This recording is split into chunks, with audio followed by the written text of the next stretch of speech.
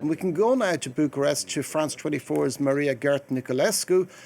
Maria, there will be no second round in the presidential election this weekend after the Constitutional Court ruling. Was this a shock decision?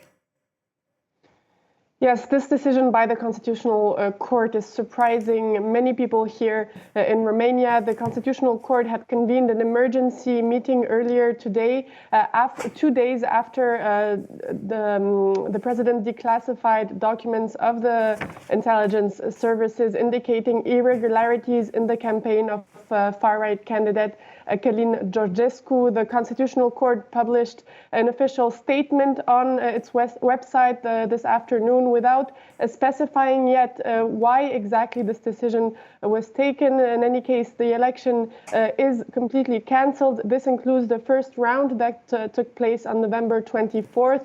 And so far, we do not have a new date yet. But it is quite possible that this decision is linked to the revelations made by the declassified documents. It is shown in these documents that Călin Georgescu benefited from an orchestrated and organized campaign on TikTok, which increased his visibility exponentially. This campaign was orchestrated by professionals. It was not a campaign only through volunteers. It was a paid campaign, and there are fears of Russian interference as well. So far, several political figures have expressed their concern over this decision by the Constitutional Court, including Elena Lasconi, who was supposed to face Călin Georgescu in the runoff on Sunday, but Prime Minister Marcel Ciolacu, who is from the Social Democratic Party, he supported this decision, saying it was the only solution to counter Russian interference in this election.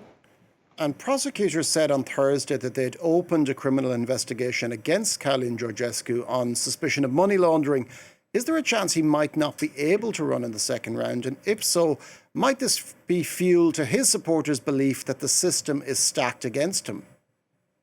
Well, I think the whole rationale behind the cancelling of this election is the potential disqualification of Călin Georgescu if prosecutors find evidence of Russian interference, if they find evidence for money laundering or illegal financing. The Constitutional Court had already disqualified another far-right candidate a few months ago, Diana Șoșoacă, so there are possibilities that this will happen again now with Călin Georgescu. But as you said, this is fueling anger amongst his supporters. They are already accusing the government of trying to hijacking this election, of putting in danger the democracy.